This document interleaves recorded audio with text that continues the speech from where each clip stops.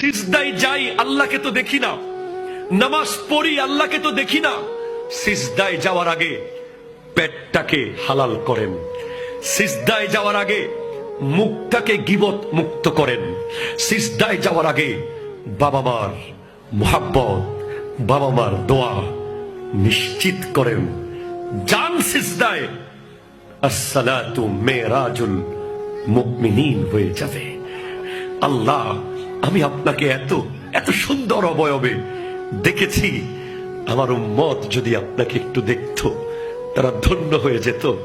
যান, নামাজ নিয়ে যান, তারা সিজদায় গেলেই আমাকে দেখবে, আমাকে দেখবে, আমাকে দেখবে। আপনি 5 ওয়াক্ত পড়বেন, 50 ওয়াক্তের সওয়াব আপনি পেয়ে যাবেন।